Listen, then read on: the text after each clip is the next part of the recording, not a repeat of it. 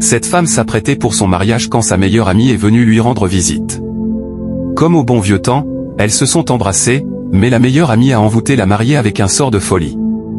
Après cette embrassade, la folie a commencé à prendre le dessus sur elle. Elle appelle sa meilleure amie et dit « Aujourd'hui, c'est mon jour, ma chance.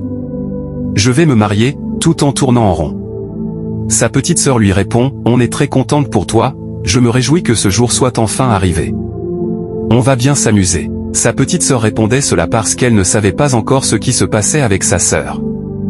La meilleure amie répond « Je suis également très contente pour toi, c'est pour cela que je suis venue te rendre visite avant ton mariage.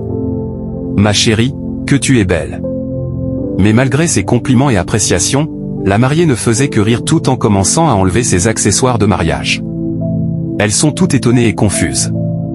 Alors sa sœur lui demande « Tu as quoi au juste? Pourquoi tu enlèves ta voile et ta perruque? Tu ne veux plus te marier? Réponds-moi, qu'est-ce qui ne va pas ?» Malgré toutes ces questions, elle ne répond rien de concret, juste des choses anormales.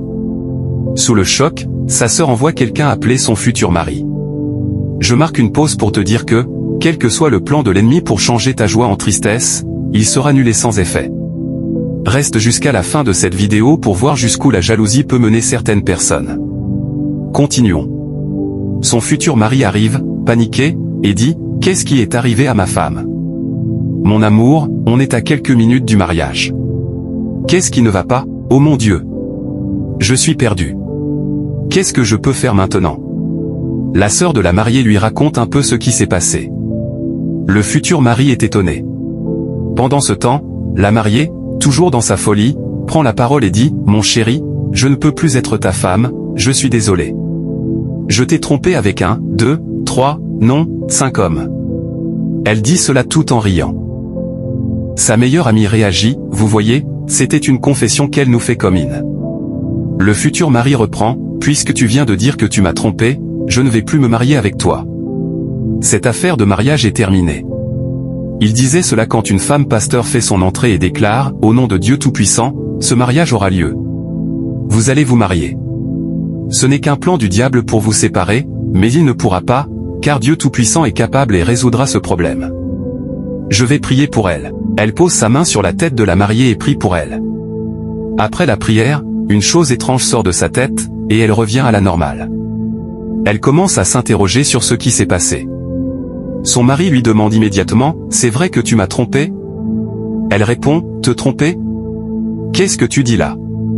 Tu sais bien que je ne suis pas capable de faire un truc pareil. » La pasteur reprend « Attendez. Jeune homme, ne t'inquiète pas. » Elle ne savait rien de ce qu'elle disait. Elle répétait simplement ce qu'on lui avait ordonné de dire, juste pour faire échouer le mariage. Mais par contre, son amie ici a quelque chose à nous raconter. C'est elle qui lui a lancé le sort. Ils sont tous étonnés. L'ami prend alors la parole et dit « Pasteur, écoutez. Elle et moi sommes amis depuis l'enfance. On a fait le primaire, le secondaire et l'université ensemble. Elle est ma meilleure amie, mais c'est une fille de très basse classe. Elle n'a absolument rien. C'est moi qui l'aidais. Je ne veux pas qu'elle se marie avant moi, donc je suis parti voir un marabout qui m'a donné un truc de folie que j'ai appliqué sur elle. D'abord, je ne vois pas pourquoi une fille de sa classe comme elle se marie avec un homme si riche. Pourquoi pas moi? Je ne sais même pas ce qu'il a trouvé chez elle. Cette pauvre-là. » Le futur mari réplique immédiatement « Tu parles de ce que j'ai trouvé chez elle? Mais c'est son comportement.